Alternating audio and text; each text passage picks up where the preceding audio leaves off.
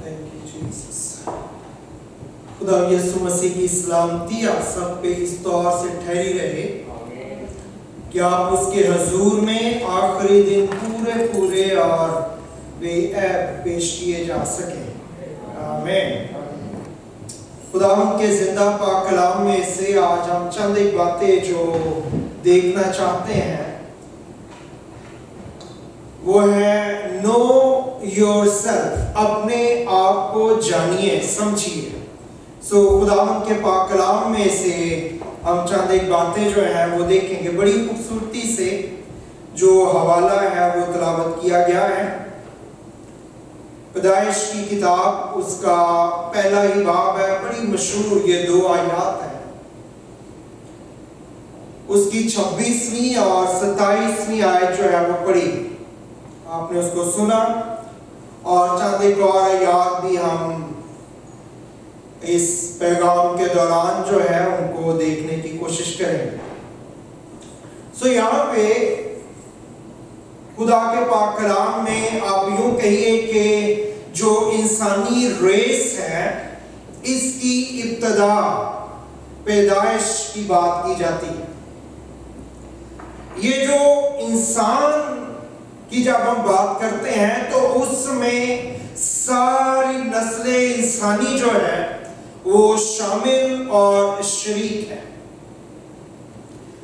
और फिर इस जगह पे खुदावंद के पाक कलाम में खुदा ने लिखा, इल्हाम में मरकूम होने दिया कि खुदा ने इंसान को अपनी शबीह पर बनाया है। अपनी शबीह पर बनाने का मतलब यह है कि उसने हमें अपनी मानिद बनाया है। उसने हमें अपनी स्पिरिट नेचर जो है उसके अंदर उसने हमें शरीक किया है।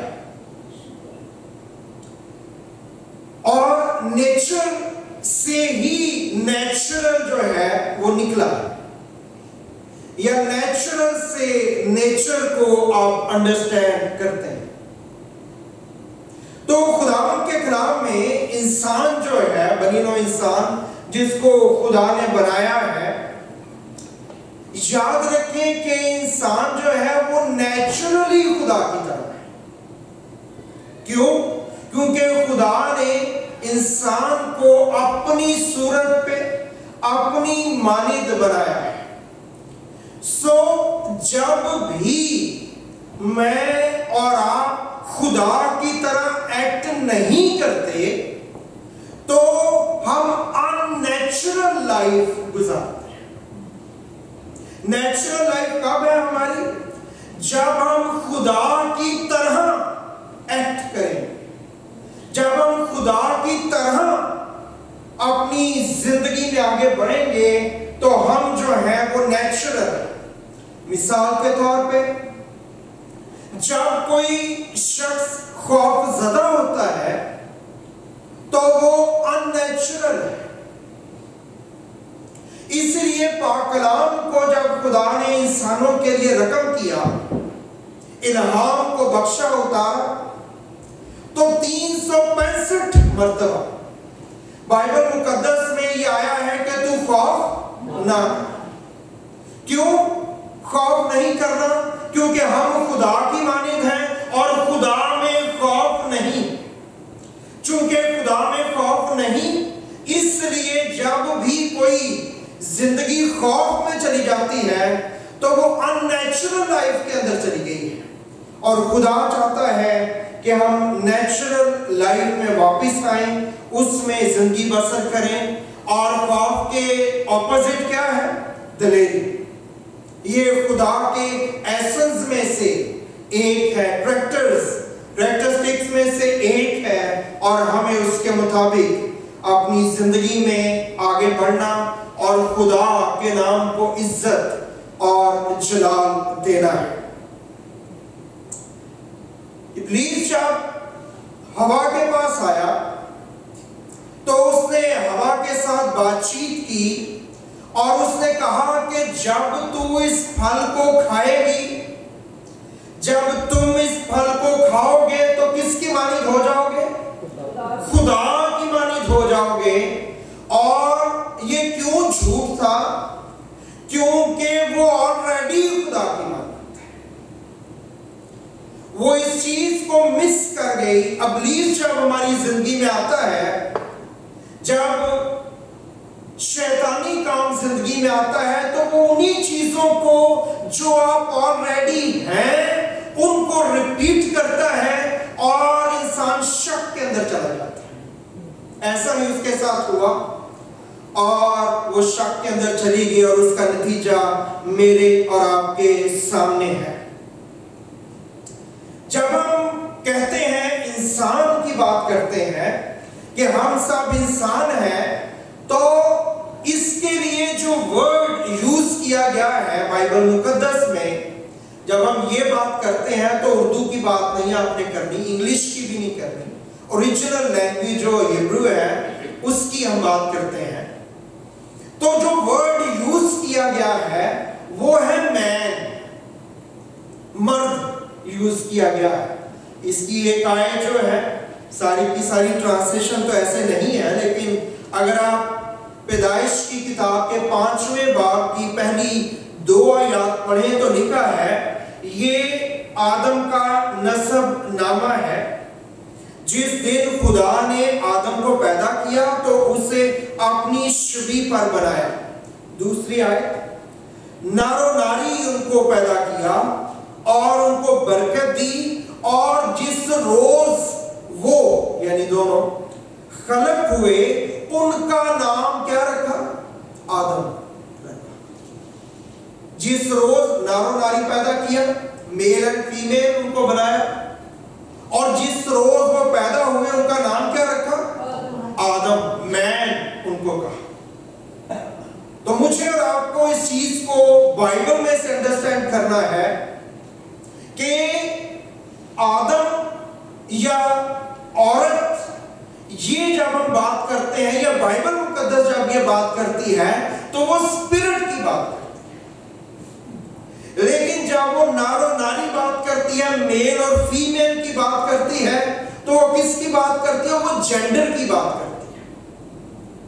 اور خدا نے انسان کو جب بنایا تو ان کے اندر کوئی جینڈر نہیں تھا، وہ اسپرٹ ورڈ جو انسان کی، آدم کی اور عورت کی جو اسپرچل اور اسپرٹ آئیڈینٹی ہے، اس کے اندر جینڈر موجود نہیں ہے۔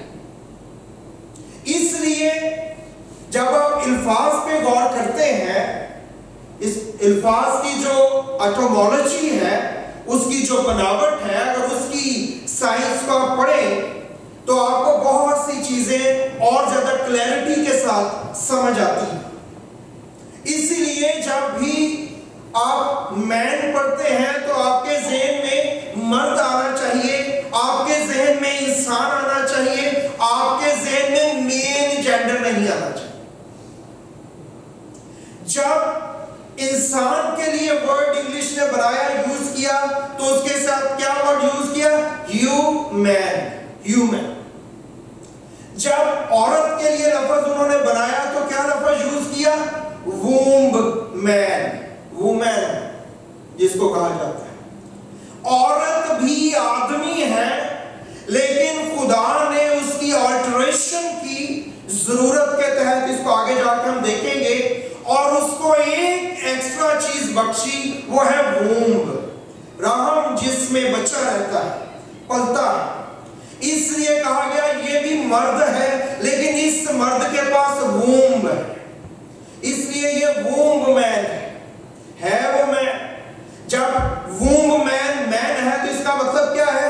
ان کی اسپرٹ کی جو آئیڈینٹی ہے وہ ایک ہے۔ اس لیے جو مسیح میں نہ کوئی مرد ہے نہ کوئی، تو جب یہ بات بائبل کہتی ہے تو وہ کس کی بات کر رہی ہے؟ وہ اسپرٹ آئیڈینٹی کی بات کر رہی ہے، وہ جینڈر آئیڈینٹی کی بات نہیں کر رہی۔ ورنہ مرد مرد ہے، عورت عورت ہے، مرد عورت نہیں ہو سکتا، عورت مرد نہیں ہو سکتا۔ آج کل تو اس ورڈ میں یہ بڑی کنفیوژن بن گئی ہے، عورت جو ہے وہ مرد بن رہی ہے، مرد جو ہے وہ عورت بن رہی ہے۔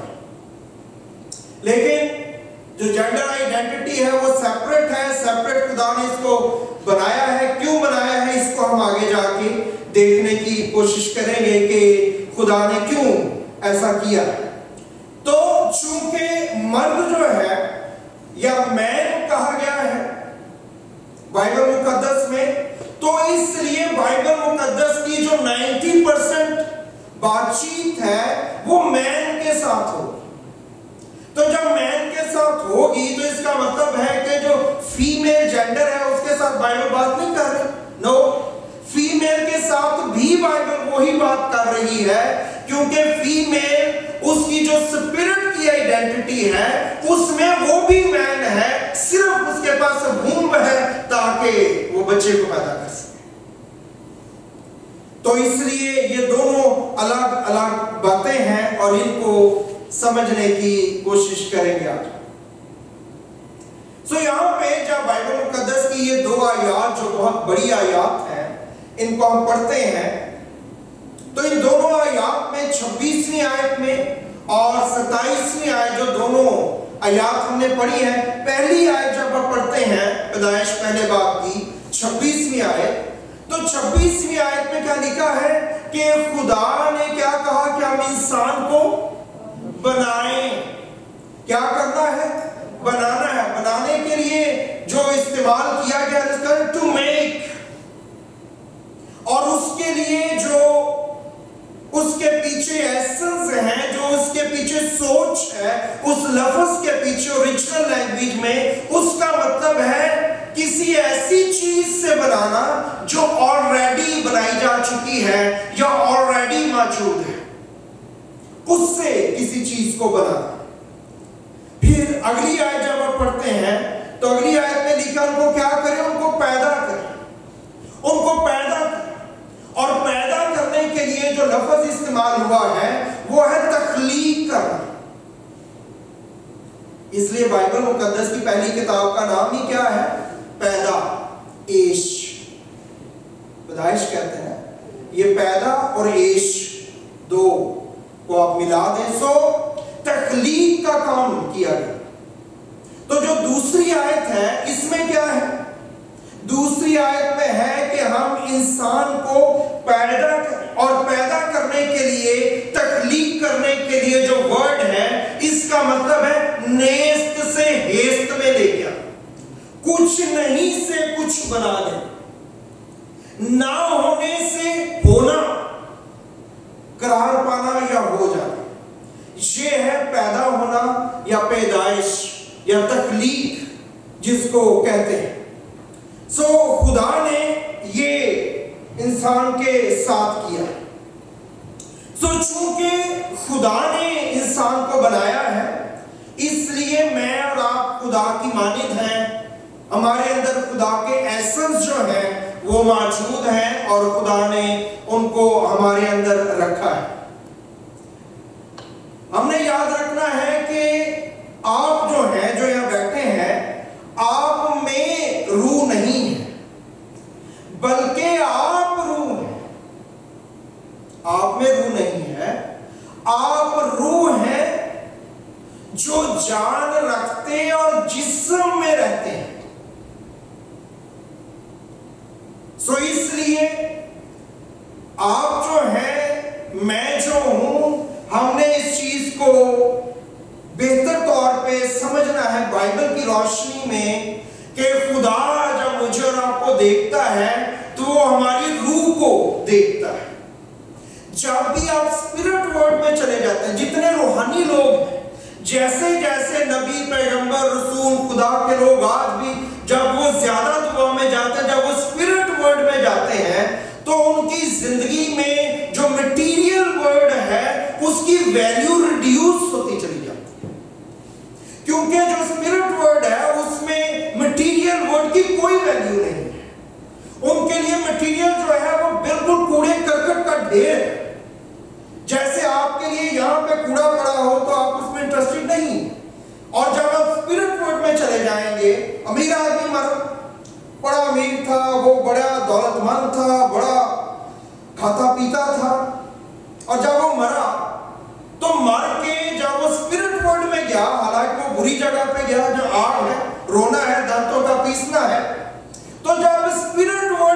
باہر دیکھا ہے تو اسپرٹ ورلڈ میں سے باہر جب اس نے دیکھنا شروع کیا یا سوچنا شروع کیا ہے تو اس نے یہ نہیں سوچا کہ میرے گھر کا کیا ہو رہا ہوگا، وہ فلاں چیز خراب تھی پتہ نہیں ٹھیک کرائی ہے کہ نہیں میرے بیٹے نے، فلاں چیز میری بیٹی نے کی ہے کہ نہیں. لو وہ کس کو دیکھ رہا ہے؟ وہ روحوں کو دیکھ رہا ہے. میرے بھائیوں کی روحیں بچ ہیں. جب بھی اسپرٹ ورلڈ میں آپ چلے جاتے ہیں یا ہم چلے جائیں گے تو پھر مٹیریل جو ہے وہ میننگ لیس ہو جاتا ہے، پھر اس کا کوئی میننگ ہماری زندگی میں نہیں رہتا. مسیح نے اسی لیے میرے لیے گناہ کرنے کے بعد انسان کو بچانے کے لیے مسیح نے میرے اور آپ کے لیے قربانی دی، میرے اور آپ کے لیے اپنی جان صلیب پہ دی. تو جب ہم کہتے ہیں مسیح نے ہمارے لیے اپنی جان کو صلیب پہ دیا تو اس کا مطلب یہ نہیں ہے اس نے اس لیے ایسا کیا تاکہ وہ آپ کی ویلیو کو امپروو کرنا چاہتا ہے، نہیں، بلکہ اس نے اس لیے صلیب پہ اپنی جان دی کیونکہ اس کو آپ کی وہ قیمت، وہ پرائز پے کرنی تھی جو اصل میں آپ کی قیمت ہے. اسی لیے مسیح کو.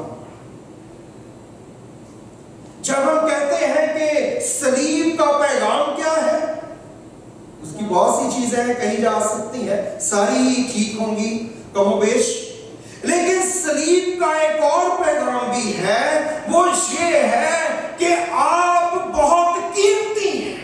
یہ صلیب کا پیغام ہے. آپ بہت ویلیویبل ہیں.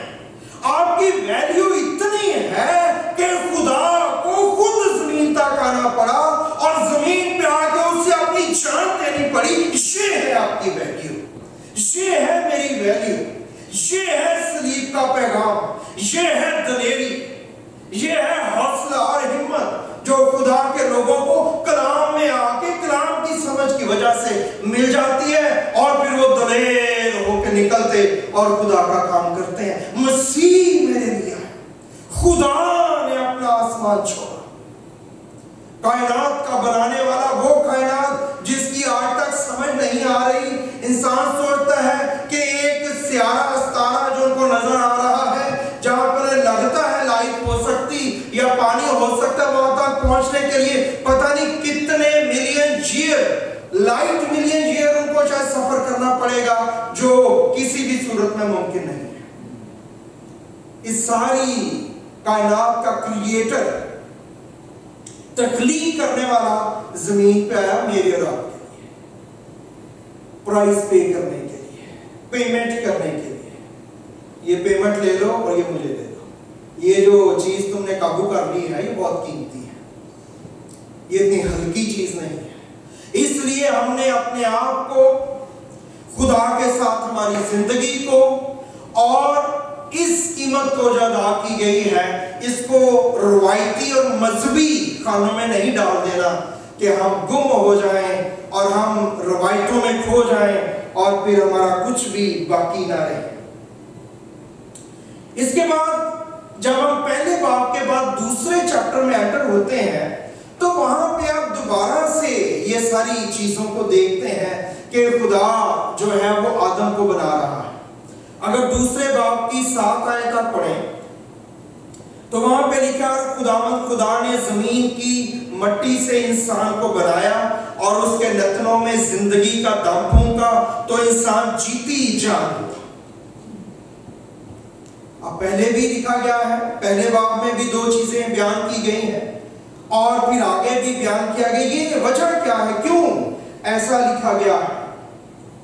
اس کی وجہ یہ ہے کہ جب اس سے پہلے بیان کیا جا رہا ہے تو کس چیز کو بیان کیا جا رہا ہے؟ اس کی جو اسپرٹ کو بنایا گیا ہے، انسان کو جب تخلیق کیا گیا ہے اس کو ڈسکرائب کیا جا رہا ہے. اور جب خدا نے انسان کو بنانا تھا تو اس کو اس نے تخلیق کیا اور وہ اسپرٹ تھا، روح تھا، آج بھی آپ روح ہے. اور اس کے بعد خدا نے ان کی جو اسائنمنٹ رکھی وہ کیا تھی؟ اسائنمنٹ یہ تھی کہ انسان نے زمین کے اوپر حکومت کرنی، زمین کے اوپر جائے گا، رہے گا اور اس کو معمور اور محکوم کرے گا. اور چونکہ زمین جو ہے وہ سین ورڈ ہے, جو اسپرٹ ہے وہ انسین ورڈ ہے, تو انسین ورڈ سے جب اس کو سین ورڈ میں آنا ہے تو پھر اس کو سین باڈی کی ضرورت ہے, ایک ایسا بدن جس کو دیکھا جا سکے. روح کا اپنا بدن ہے, اس کو آپ دیکھ نہیں سکتے, فرشتے یہاں موجود ہیں, خدا کی معموری حضوری موجود ہے, خدا موجود ہے, آپ اس کو دیکھ نہیں سکتے. لیکن جب اسائنمنٹ یہ ہے کہ اب اس نے زمین کو جا کے معمور اور محکوم کرنا ہے تو ضروری ہے کہ اس کے پاس باڈی. اس کے لیے موٹی سی مثال جو آپ کو سمجھ آ جائے گی, خدا یسوع مسیح خدا ہے. خدا جب آسمان پہ ہے, وہ اسپرٹ ورلڈ میں ہے, تو ٹھیک ہے, فنکشن چل رہا ہے. لیکن جب مسیح کے پاس یہ اسائنمنٹ آئی کہ اب مسیح نے زمین کے اوپر جانا ہے تاکہ انسان کے لیے کفارہ دیا جا سکے, تو پھر کیا ہے, خدا مسیح جو ہے وہ اسپرٹ میں زمین پہ آ سکتا ہے لیکن اپنی اسائنمنٹ پوری نہیں کر سکتا.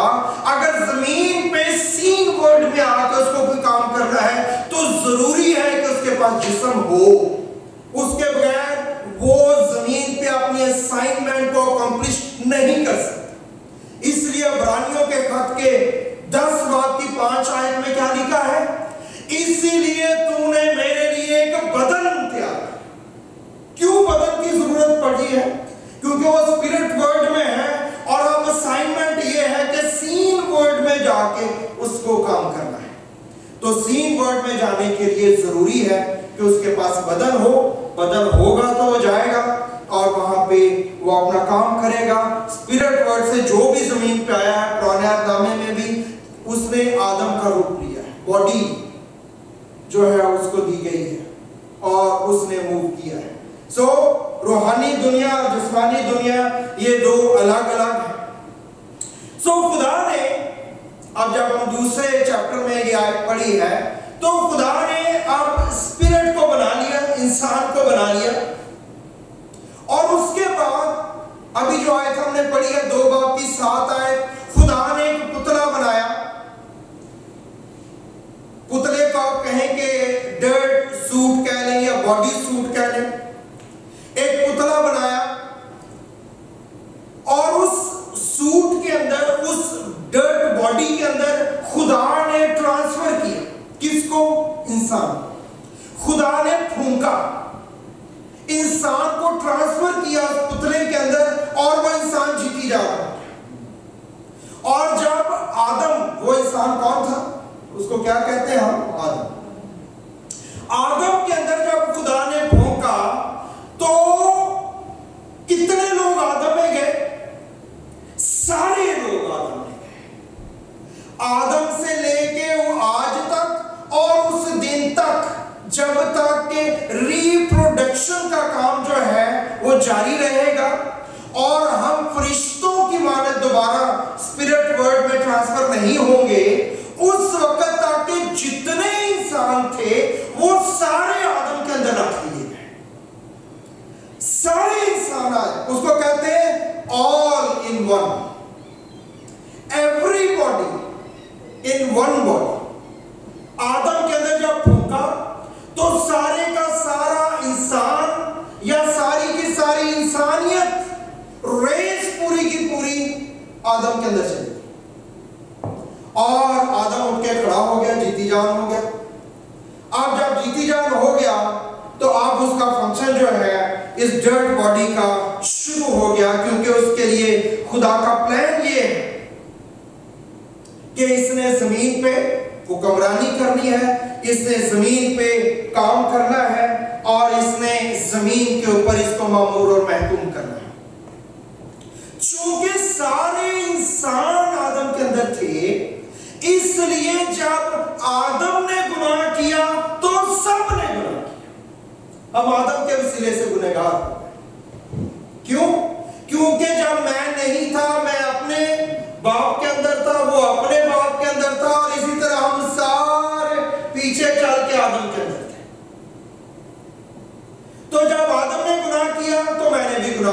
آپ نے بھی گناہ کیا، اس لیے ہمیں نجات کی ضرورت ہے۔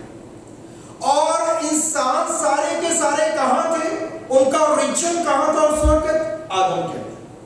یہاں تک کہ پہلی اس عدن کے اندر جو یہ سارا کچھ ہو رہا ہے، اس میں سے کس کو اسٹرکٹ کیا ہے خدا نے؟ ہوا کو۔ اور جب ہوا کو وومب میں نے ایک اور آدمی نکالا، اس کی آلٹریشن کی تاکہ وہ جو ہے وہ بیبی کو پروڈیوس کر سکے، اور اس وومب مین کو جب اس نے نکالا ہے تو اس کا اوریجن کہاں پہ ہے؟ آدم کے اندر۔ آدم کا اوریجن کہاں پہ ہے؟ خدا کے اندر، کیونکہ وہاں سے نکلا۔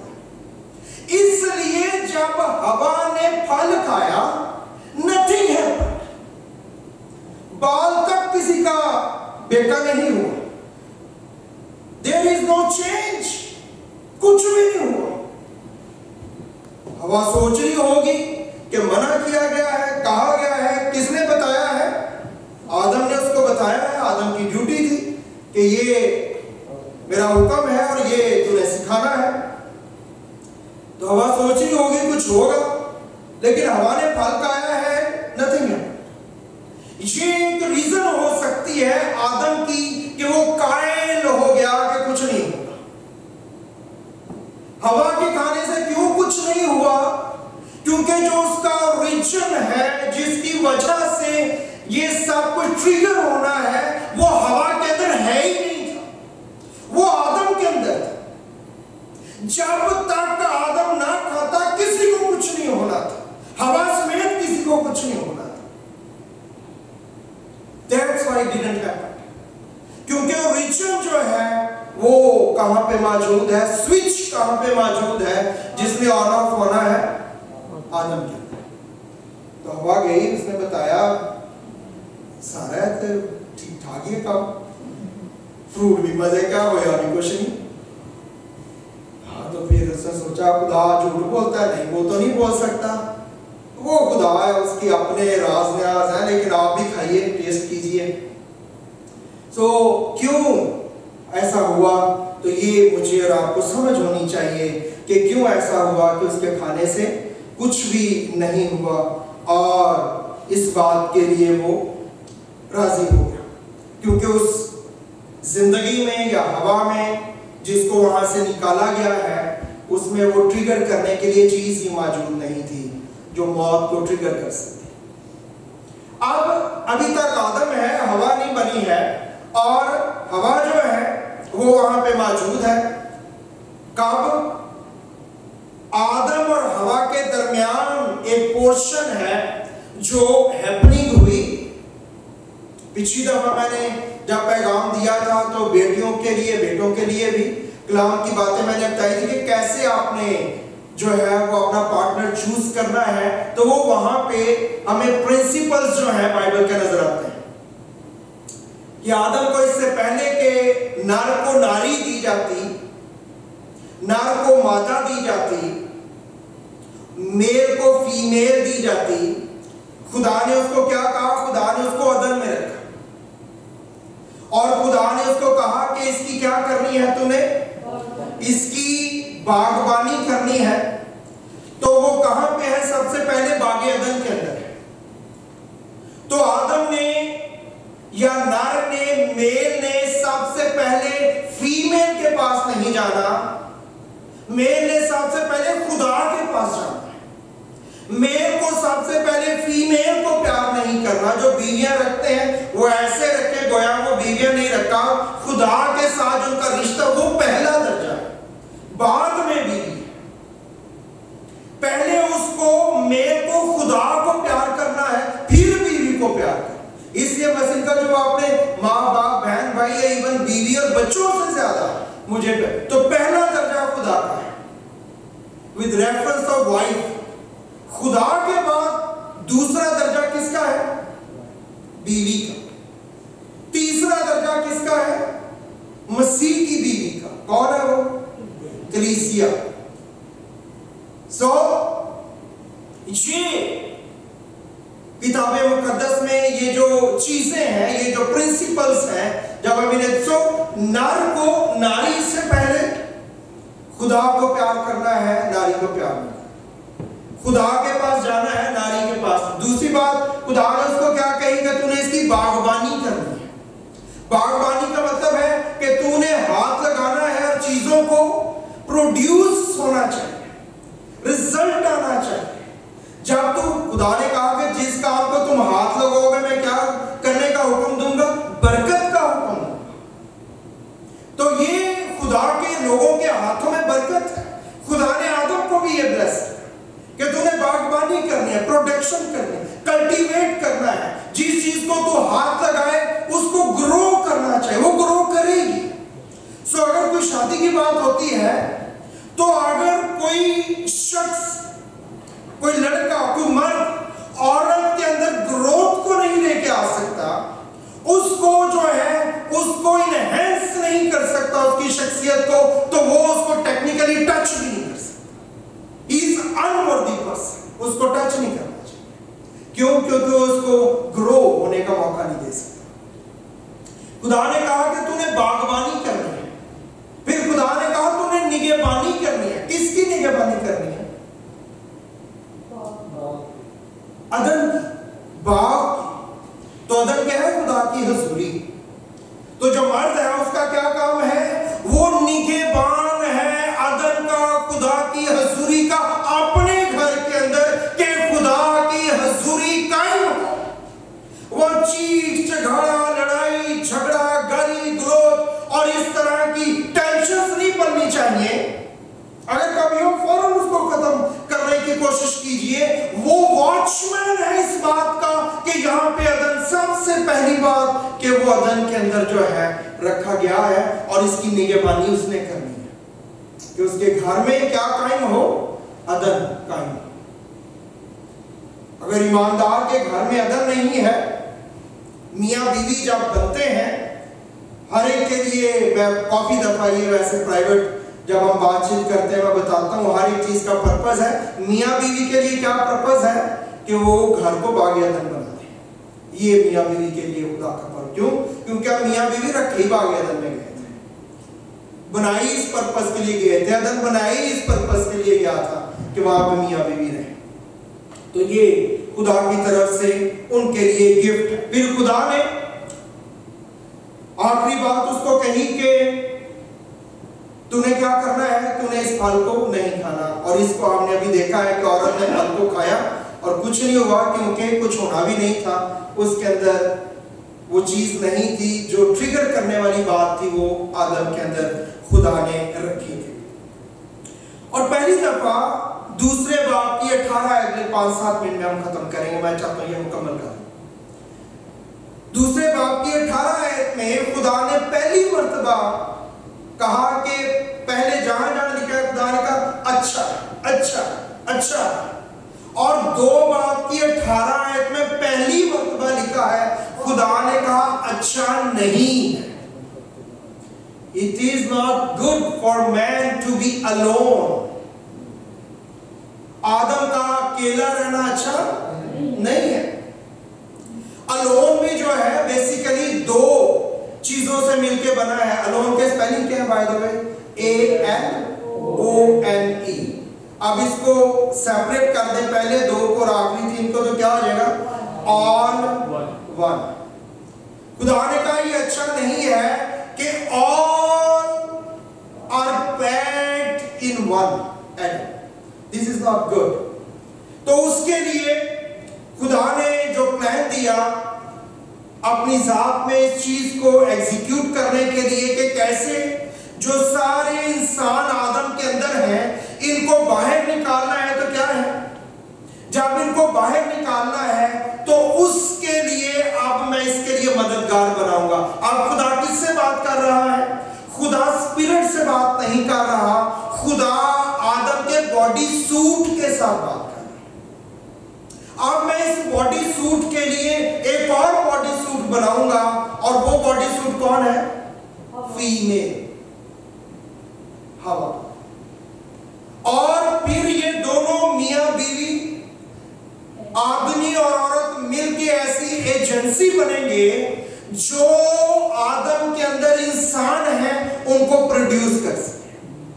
ان کو باہر لے کے آ سکے، ورنہ یہ باہر نہیں آ رہا. یہ اس کے اندر قید ہے.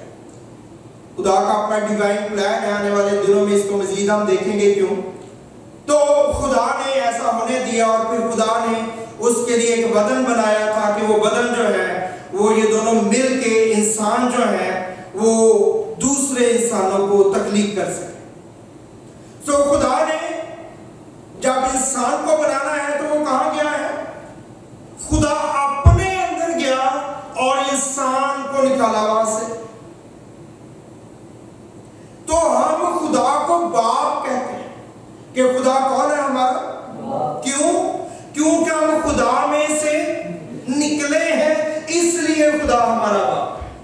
تو خدا نے انسان کو بنانا تھا، وہ اپنے اندر گیا اور انسان کو اس سے نکالا، اس لیے وہ ہمارا باپ ہے. اور جب خدا نے ہوا کو بنانا ہے تو وہ کس کے اندر گیا؟ وہ آدم کے اندر گیا اور وہاں سے اس نے ہوا کو نکالا. اس لیے ہوا جو ہے وہ اس کی کیا ہے؟ بیٹی ہے. جو آدم ہے وہ ہوا کا باپ ہے، کیونکہ ہوا اس میں سے نکلی ہے، ہوا اس میں سے باہر آئی ہے.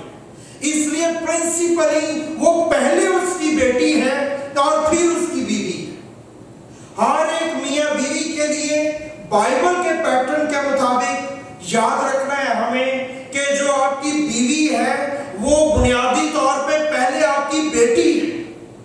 آج میاں بیوی اپنی بیوی کو دکھ دیتے ہیں، بیوی کو پریشان کرتے ہیں، بیوی کو سب کچھ کرنا چاہتے ہیں، لیکن وہ اپنی بیٹی کو نہیں چاہتے کہ اس کو کوئی دکھ دے. بیٹی کے لیے وہ چاہتے ہیں کہ اس کا خاوند بالکل ٹھیک ہو. بائبل مقدس میں، پوری بائبل میں خدا نے کہیں عورت کو نہیں کہا کہ وہ اپنے باپ کو چھوڑے گی، وہ اپنے باپ کو اور ماں کو چھوڑے گی اور چلی جائے گی. نو وے ان دا بائبل. کس کے لیے لکھا ہے؟ صرف آدم کے. آدم نے باپ کو اور ماں کو چھوڑنا ہے. جو بیٹی ہے، جو بیوی ہے، وہ باپ کو کبھی نہیں چھوڑتی، وہ باپ کو چینج کرتی ہے. اس لیے جب شادی ہو جاتی ہے، آپ نے غور کیا ہوگا، جو بیویاں ہیں وہ یہ بتاتی کہ ان کا باپ کیسا ہے، کیونکہ وہ اس میں لور کو ڈھونڈنے سے پہلے وہ اس میں اپنے باپ کو ڈھونڈ رہی ہیں جس میں سے وہ نکلی ہے. اس لیے وہ بار بار اس کا ذکر کرتی ہے. وہ اپنے سورس کو ڈھونڈ رہے ہیں. اگر ان کو سورس مل جائے، پروٹیکشن پراپر مل جائے، they are satisfied. ان کو اور کچھ نہیں چاہیے. سو مجھے اور آپ کو جو بائبل مقدس کی باتیں ہیں، پرنسپلز ہیں، ان کو جاننا اور سمجھنا ہے. اس لیے جو کلیسیا ہے یہ مسیح کے بیٹے بیٹیاں بھی ہیں، اور کلیسیا مسیح کی دلہن بھی ہے. اس نے ان کو خون سے خرید کے صاف بھی کیا ہے، اور وہ ان کا دلہا بھی ہے، وہ ہمارا دلہا بھی ہے. سو مجھے اور آپ کو بائبل مقدس کی باتوں سے برکت ملے. اور اس لیے چونکہ یہ جب اسپرٹ ورڈ کی بات ہے اور جب ان کے باڈی سوٹ کی بات ہے تو وہاں پہ وہ ڈیفرنٹلی بیہیو کرتے ہیں. جسم کی جو بات ہے، جو باڈی سوٹ کی بات ہے، وہاں پہ وہ اسپرٹ ورڈ میں وہ ایک ہے، نہ وہ مرد ہے نہ وہ عورت ہے. وہ روحیں ہیں، وہ ایک جیسی ہیں، ان کی ایک ہی ویلیو ہے. لیکن جب باڈی سوٹ کی بات ہے وہ فرق ہیں، وہ بیہیو بھی فرق کرتے ہیں. آخری بات موٹی سی ایک لائن کی کہ مرد جو ہے وہ ہمیشہ لاجیکلی رسپانس کرے گا، اور جو عورت ہے ہمیشہ وہ ایموشنلی رسپانس کرے گی. ان باتوں کو ہم بعد میں دیکھیں گے. Thank you very much. خدا آپ کو برکت دے اور خدا یہ توفیق دے کہ ہم ان باتوں کو جان سکیں اور سمجھ سکیں. آئیے اپنے آنکھوں کو بند کیجیے، اپنے سروں کو جھکائیے. Thank you Jesus. خداوند آسمانی باپ، کلام کی ان باتوں کو تیرے زوراور لوگوں کے سامنے میں نے کمزوری کی حالت میں رکھا ہے. منت کرتا ہوں یہ باتیں میرے اور ان زندگیوں کے لیے باعث سے برکت ٹھہریں، یسوع کے نام میں آمین. پادری صاحب سے درخواست ہے مہربانی سے وہ آئیں گے برکت کے کلمات اور دعائے ربانی کے ساتھ شاہربانی بھی ہوگی. اوکے جی نہیں جی شاہربانی کرتے ہیں.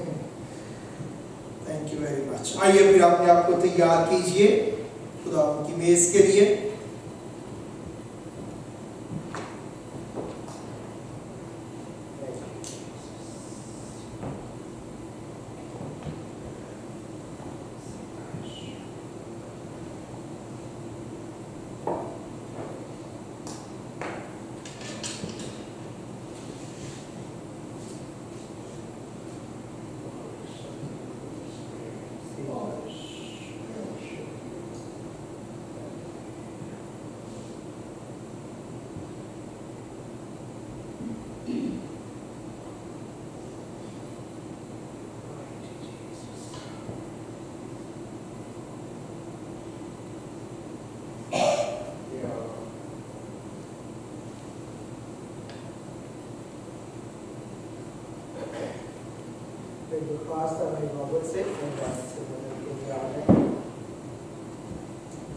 کیونکہ یہ بات مجھے خداوند سے پہنچی اور میں نے تم کو بھی پہنچا دی کہ خداوند یسوع نے جس رات وہ پکڑوایا گیا روٹی لی اور شکر کر کے توڑی اور کہا کہ یہ میرا بدن ہے جو تمہارے لیے ہے، میری یادگاری کے واسطے یہی کیا کرو.